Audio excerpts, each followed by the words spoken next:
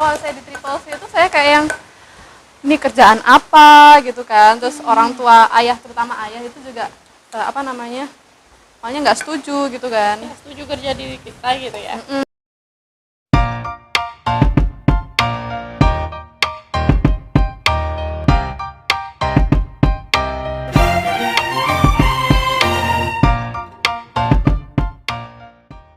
Assalamualaikum warahmatullahi wabarakatuh. Halo sahabat Triple C. Hai. Hari ini saya Bunda Devin bersama Bunda Dea. Hari ini sambil kita berbincang-bincang sama Bunda Dea, kita mau bikin yang lagi viral nih. Apa ya kira-kira Bunda Dea? Apa sih yang lagi viral? Ini bahan-bahannya susu. Terus ada kopi. Nah, Kopinya dengan dua bocoran ini pasti sahabat Triple C bakalan tahu apa yang lagi viral nih. Ada ini juga tuh. Ada tiga Bikin loh apa ya? bocorannya Bikin buat apa bikin ya? apa ya? Tarat ya. Bikin dalgona coffee. Tarat. Oke. Bahan-bahan yang dibutuhkan hanya ada kopi. Kopinya bisa kopi apa aja, tapi kopi hitam ya. Kopi hitam. Kami di sini pakai kopi endorsan. Iya, yang dibawa Kopi oleh mahal. Bunda Z dari Australia. Lalu ada Terus kita pakai gula aren ya. Ada Kita gula pakai aren. gula aren. Kita milih yang yang sasetan memang biar lebih mudah. sama Kemudian ada kita pakai susu susu. full cream. Atau bisa gula arennya kalau misalkan nggak suka gula aren bisa diganti gula Diganti putih sama biasa. gula putih.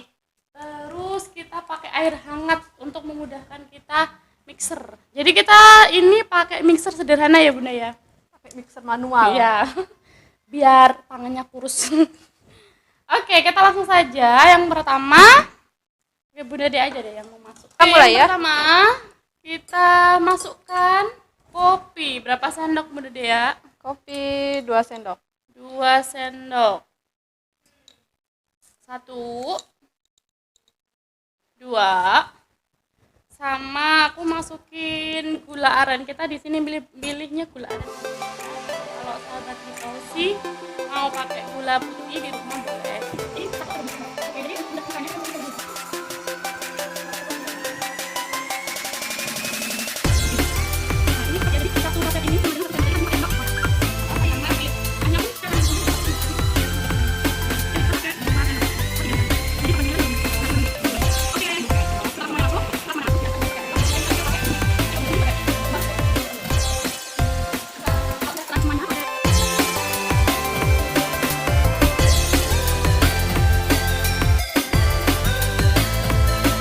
Terus sampai kurus.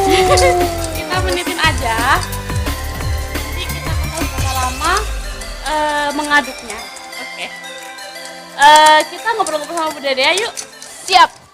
Berapa Dengar Bunda? nih Bunda Dea itu ketika daftar ke sini, Tisu dong. ketika daftar ke sini itu ceritanya Bunda Dea itu sedang liburan. Sedang mau liburan dan akhirnya di kereta akhirnya memutuskan untuk mengikuti interview Triple C. Nah itu gimana sih Bunda ceritanya kok bisa gitu loh? Ya, jadi dulu itu masuk Triple C ini adalah hal yang tidak diduga-duga sebenarnya teman-teman. Jadi masuk Triple C ini itu apa namanya? Ya bukan sesuatu hal yang direncanakan sebenarnya. Saya bantu ngocok sambil cerita. Ya kena kerudung. Jadi awalnya itu saya cerita dari awal dulu ya. Ya boleh. Jadi awalnya setelah lulus kuliah itu kan biasa kan mahasiswa habis fresh grade itu kan cari kerja gitu kan, Oh iya, ngelamar betul. sana sini. Nah, kebetulan saya waktu itu ngelamar di lewat online. Saya juga datang di job fair gitu. Tapi nggak ada yang keterima, nggak ada panggilan sama sekali gitu. Sama sekali itu. Ya ada sih, tapi cuma sampai tahap psikotes aja. Oh tahap awal itu Tahap ya. awal aja, habis itu nggak ada panggilan lagi dah. Nah, saya waktu itu lulus bulan September. Lalu saya ditarget sama orang tua itu, kamu kalau 4 bulan nggak dapat kerja udah pulang aja gitu. Saya posisi lagi di Surabaya. Sedangkan saya nggak mau pulang gitu loh. saya di rumah mau ngapain gitu Selalu kan. cinta sama Surabaya. Iya, saya di rumah mau ngapain gitu kan. Jadi saya juga pokoknya gimana caranya akhir tahun ini, akhir waktu itu tahun 2017. Jadi akhir tahun 2017 ini gimana caranya pokoknya saya harus dapat kerja gitu kan. Oke. Nah, akhirnya saya apply sana sini. Nah, nggak dapet tuh, tetap nggak dapet. Nah, di tengah-tengah saya apply kerja itu saya kan punya geng tuh, dulu tuh gengnya berempat. Nah, 3 orang dari berempat ini itu saya ada dua teman saya ini Udah dapat kerjaan lebih dulu. belum ada yang dapat kerja. Kita berencana untuk jalan-jalan.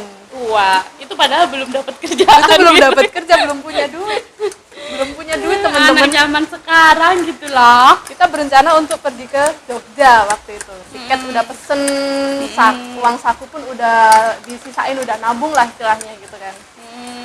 Nah, habis itu udah kan kita berencana oke, tiket udah pesen, kita tinggal berangkat aja waktu itu. Nah, kemudian datanglah di tanggal keberangkatan. Nah, di tanggal keberangkatan itu pas ketepatan saya dengan interview Triple C. Nah, gimana ya saya ketemu Triple C ya? Mau tahu kisah saya bertemu dengan Triple C dari mana? Oke. Terus memutuskan tetap jalan-jalan atau interview Triple C? Oke, sebelumnya saya ketemu Triple C itu saya karena udah desperate kan, nggak dapat kerja waktu itu udahlah nggak tahu kerja apa aja aku mau gitu kan. Jadi pembantu kayaknya udah mau juga gitu kan. Betul. Karena udah benar-benar taraf frustasi gitu ya. Ya udah. Mau kerja apa lagi gitu. Kemudian ya sudah, kan dulu ada itu tuh platform OLX. Oh ya, OLX. Nah, saya iseng sebenarnya itu cari di OLX.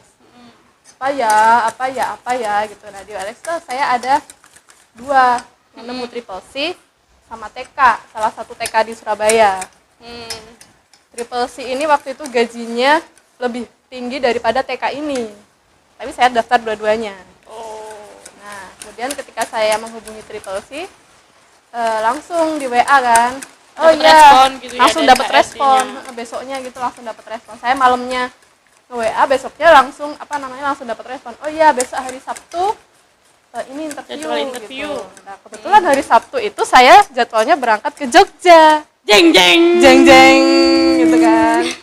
Gimana nih gitu kan, udah terlanjur janji sama temen-temen, tapi udah juga udah terlanjur bayar tiket kereta gitu kan. Semua destinasi liburan ke Jogja sudah dibayar lunas. Enggak sih, cuma kereta aja. Cuma kita udah aja. masih berencana nanti di Jogja kita mau ke sana. Oh ya, sebelumnya ini jika Anda mendengar suara berisik, suara gluduk-gluduk, ini tandanya sedang hujan. Jangan lupa baca doa saat hujan ya, jika memang di rumahnya sahabat Triple C juga sedang dalam kondisi hujan. Oke, sekali lagi. Bertepatan lah dengan keberangkatan saya ke Jogja. Udah jadi ya? Belum ya, ini coba lihat. Belum. Lanjut. Nah, terus di hari Sabtu saya galau. Aduh, ini gimana ya ngomong sama teman-teman saya gitu kan. Gimana ya mau ngebatalin itu sungkan. Mau ngebatalin nanti dikira kita berkhianat. Iya, mau ngebatalin kita nanti dikira gimana. Kalau nggak dibatalin nggak dapat kerja, langsung interview loh, nggak pakai psikotes loh waktu itu. Saya kan mikirnya udah yang pasti keterima gitu kan. Terus habis itu kebetulan waktu itu tempat kos-kosan saya itu deket sama stasiun. Jadi otomatis teman-teman waktu mau berangkat itu ngumpul dulu. Enggak, paginya sih, kumpul dulu di kos-kosan saya gitu kan. Gini, aduh ini udah teman-teman udah di sini, saya belum ngomong kalau mau ada interview gitu kan. Makin deg-degan tuh. Terus habis itu udahlah gimana ya caranya ya gitu. Udah saya pura-pura dompet saya itu saya tinggal waktu itu. Jadi saya berangkat akhirnya tapi udah niat dompet ditinggal. Bawa baju cuma 1. Padahal itu rencananya kita mau ke Jogja itu 3 hari. Terus ini kisahnya menarik sekali nih. Terus lanjut. Gimana nih cerita selanjutnya? Udahlah kita berangkat. Setelah sampai di stasiun, ketika kita mau boarding, kita kan nunjukin KTP tuh harus ya. Terus aku bilang gini, waduh pura-pura cari tas, aduh Dompetku mana ya? iya Dalam hati dompetku udah ketinggalan di kos gitu kan. Jadi aku nggak ikut aja deh gitu kan, sama teman-teman tuh yang kayak ada kok bisa minta surat ke itu aja ke petugasnya, aku dulu juga pernah kok udah bawa KTP gitu kan. Aduh ini gagal lah gitu kan. Gitu. Oke, akhirnya saya naik kereta. Udah masuk kereta itu ceritanya. Udah masuk kereta. Udah masuk kereta sudah jalan. Waduh, dig gitu kan. Iya, waduh, gagal juga nih. Wah, gagal, gak dapet kerja nih gua gitu. Terus. Nah, habis itu udah di kereta sampai di stasiun Waru tuh aku yang kayak gimana ya, jadi diajak omong sama teman-teman tuh nggak nyambung Karena pikirannya di Surabaya. Pikirannya di Surabaya. Terus temanku gini, udahlah, kamu nggak usah dipikirin tuh, lo cuma interview perusahaan kecil gitu kan katanya.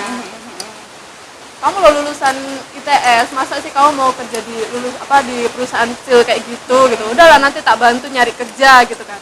Padahal mereka belum punya kerja teman-teman. Saya jadi mikirnya yang kayak sotoy banget gitu iya. Ya. Aduh ya Allah nih apaan. Jadi mikirnya tuh kayak yang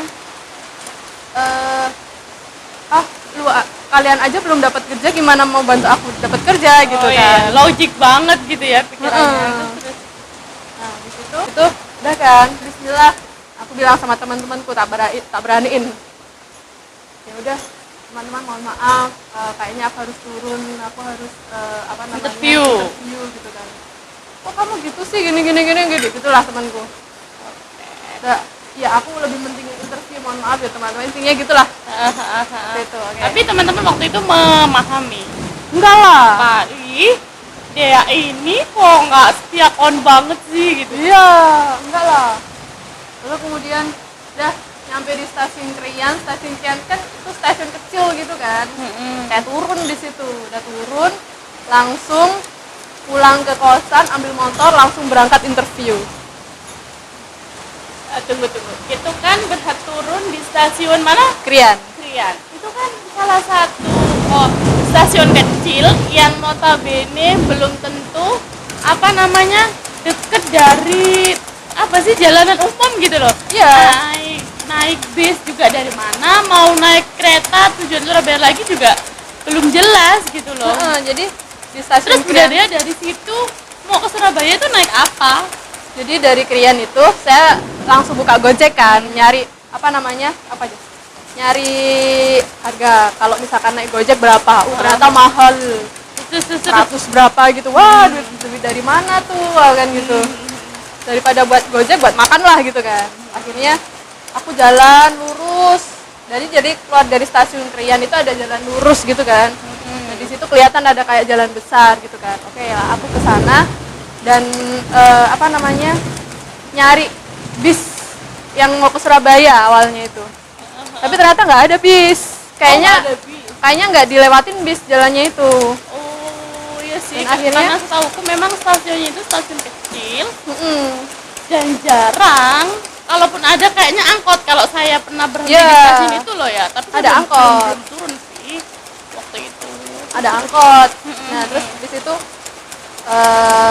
situ ada juga kayak orang-orang nunggu angkot gitu kan. Saya tanya waktu itu, mas mau kemana gitu kan, mau ke Surabaya.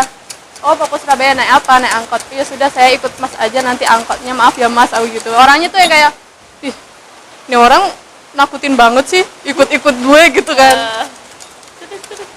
Nah terus habis itu ya masnya sih diem aja, ya sok cool gitu, biasalah cowok. Nah di situ saya dari situ naik angkot sampai ke depannya Royal.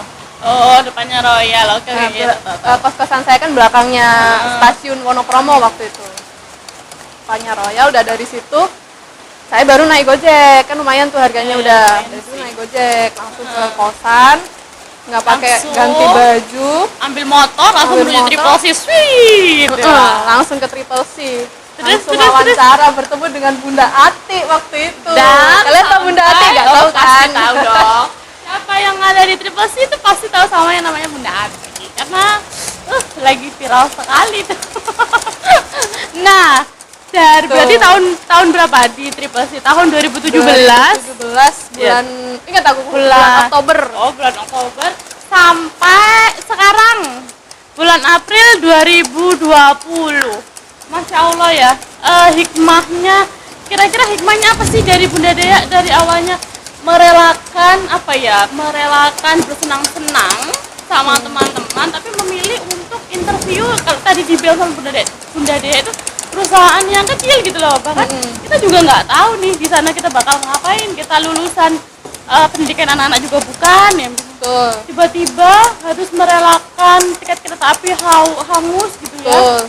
Terus belum tentu belum dan juga mendapat pro dan kontra lah pastinya sama teman-teman tadi kayak gitu. Iya, betul. Dan ternyata Bentar-bentar duduk. Oh iya, ini lagi duduk ya. Mohon maaf jika ada suara-suara yang mengganggu. Nah, kita lanjut lagi ya. Hikmahnya selama kurang lebih berapa tahun berarti? 2-3 tahun. Ini jalan tahun ketiga. Jalan tahun ketiga. Nah, hikmahnya apa sih kira-kira? Dan selama kurang lebih memasuki tahun ketiga ini tetap berada di Triple C, dan yang saya amati nih Bunda Dea semakin kesini semakin semakin bisa berkarya, semakin bisa bermanfaat, semakin semakin banyak hal yang dipelajari gitu loh kayaknya nih. Nah, jadi awalnya masuk Triple C itu ya kerjaannya ngurusin anak, nyebokin anak kemudian Padahal mandiin anak, ngurusin nikah anak, ya? belum nikah tuh. Ngurusin anaknya orang tuh. Nyuapin anak-anak. Yang notabene saya tuh sebenarnya jujur nggak suka sama anak-anak. Sama, saya Sebel gitu sama anak-anak gitu. Nyebelin, nggak bisa diatur gitu kan.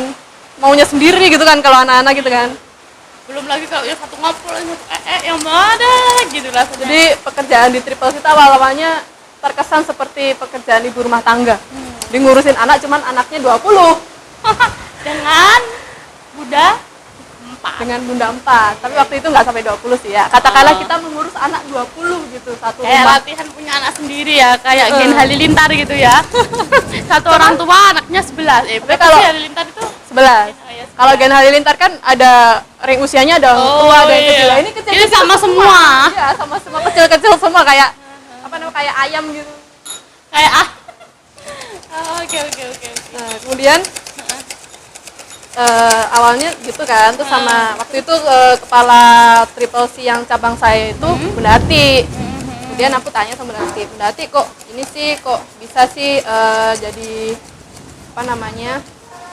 menghandle anak-anak kayak gitu. Ya, ngendal anak-anak. Terus gimana sih kok bisa jadi masuk manajemen, gimana sih bisa jadi kepala daycare, itu kan gitu-gitulah. Terus Bunda Ati bilang gini, ya aku soalnya bilang sama Mbak Nuri, aku pengen jadi kayak Mbak Nuri gitu. Gitu kan. Ya Allah, Terus menginspirasi Jadi, tuh Bunda Ati. salah satu inspirasi Bunda Ati. Bunda Ati, kemudian Bunda Nuri. Itu emang kalau digambarkan Triple C itu ya Bunda Ati. Triple C itu maskotnya Bunda Ati. Iya. Kalau boleh digambarkan gitu ya. Dan kan nggak boleh kayak gitu. Oke. Hikmahnya nih kalau diungkapkan dalam satu kata Triple C itu apa sih bagi Bunda Dea? Triple C itu apa ya? Bagi saya Triple C itu amazing gitu. Apa ya, di situ kayak Jabal Rahmah. Masya Allah. Atau pernah ada pengalaman nggak sih yang bikin Bunda Dea itu oke, saya nggak, insya Allah saya nggak salah nih memilih untuk tetap di Triple C dan nggak salah memilih untuk turun dari kereta waktu itu gitu. Apa sih pengalaman yang bikin bertahan sampai saat ini gitu loh? Nah, pengalamannya itu ini udah jadi kayaknya. Oh, kayaknya udah jadi deh. Bentar. Oh, ini sudah 17 menit kita mengaduk-ngaduk. Berarti sudah sangat krimis sekali ya. Udah jadi banget. Wow, oke.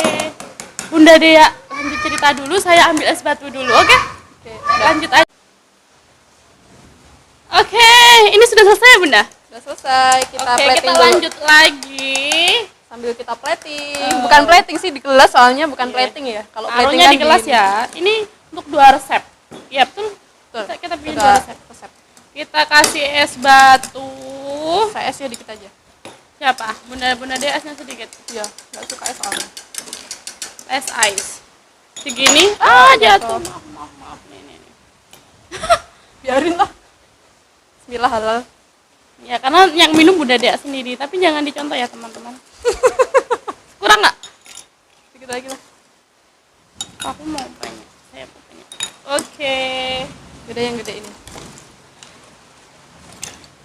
Nggak jadi sedikit kan. Kita tuangkan susunya separuh gelas ya.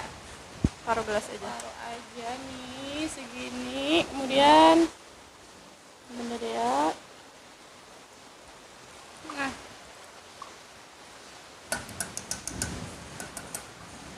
Nah, terus dituangkan. Ini mana ya? Duh, di es batu. ini aja. Kita tuang. Sambil kita lanjutkan sesi yang terakhir tadi ya. Nah, ini bagus Wow. nih. Hikmah Bunda Dea kenapa sih memutuskan untuk tetap bertahan di sini dari tahun 2017 sampai 2020? Oke, jadi apa namanya?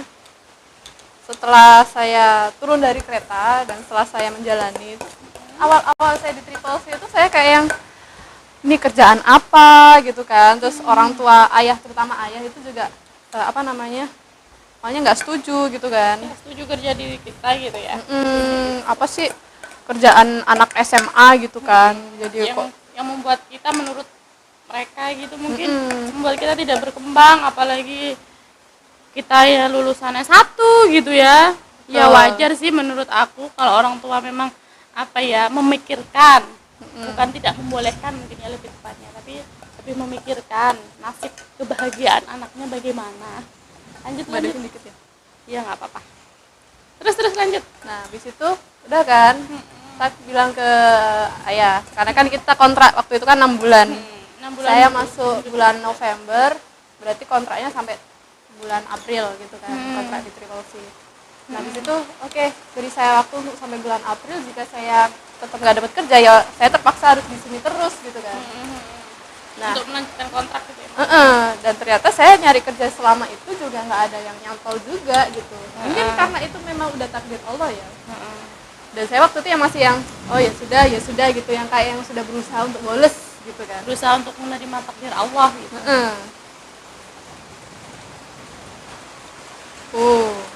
Wow. Nah, di situ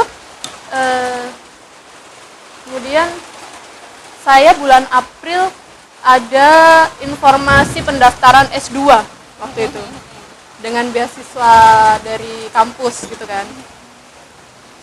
Saya iseng-iseng lah, bukan iseng sih, iseng-iseng berhadiah sih sebenarnya. Iseng-iseng daftar. Terus ternyata bilang sama orang tua, aku mau daftar S2, doakan kalau misalkan rezeki ya pasti keterima gitu kan.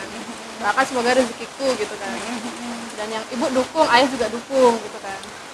Dan ya alhamdulillahnya waktu itu langsung keterima, waktu pengumuman alhamdulillah keterima gitu. Nah, setelah masuk S2 kayak yang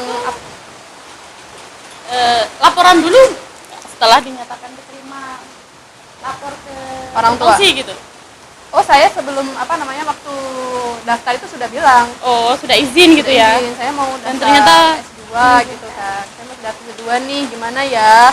Oh ya nggak apa-apa, karena Triple C itu membebaskan bunda-bundanya untuk berkembang gitu. Asalkan berkembangnya di dalam hal yang baik, itu ya mereka welcome gitu. Dan pastinya insya Allah mendukung apapun yang dilakukan sama bunda-bunda Triple C. Betul. Apapun itu ya yang penting membuat kita senantiasa tumbuh dan berkembang gitu ya, Masya Allah. Dan tetap beriman. Masya Allah. Nah, itu. Ya itu kuncinya kayaknya, beriman. Jadi di Triple C ini memang mengajarkan kita tentang keimanan, ketakwaan. Terus ya banyak hal yang mungkin tidak bisa kita ceritakan di sini ya Bunda ya. Di situ yang bikin saya tuh dapat feel yang oh ya Allah, alhamdulillah dipertemukan dengan Triple C tuh di situ gitu. Betul. Jadi setelah saya masuk S2, saya waktu itu mikir kalau misalkan saya nggak kerja di Triple C apa saya bisa S2 ya bisa gitu. S2 gitu ya Allah. Belum belum tentu bisa S2, belum tentu saya kerjanya juga bisa fleksibel, bisa siang tidur siang. Jadi triple C itu jam 10 sampai jam 2 itu tidur siang, teman-teman. Jadi kerja di triple C ya tergantung tergantung anak-anaknya ya.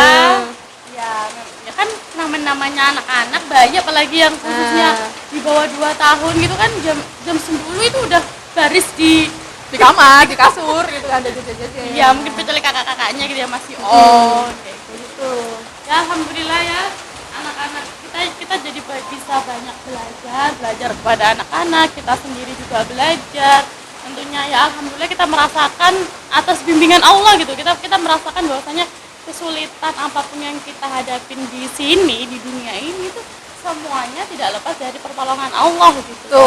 Betul, setuju sekali Bunda Devin. Insya Allah, alhamdulillah itu kisah dari Bunda Dea yang inspiratif gitu ya. Ya Allah, semoga Bunda Dea yang punya di Triple C dan setelah ini yang bermanfaat, senantiasa beriman, senantiasa menjadi teladan bagi bunda-bunda semuanya. Amin ya rabbal alamin. Anak-anak yang diajarkan. Apalagi Bunda Dea ini sekarang sedang jadi pengajar TK perdananya Triple C gitu ya. Nah, dari situ di Cabang Barata dan banyak hal-hal yang sangat membuat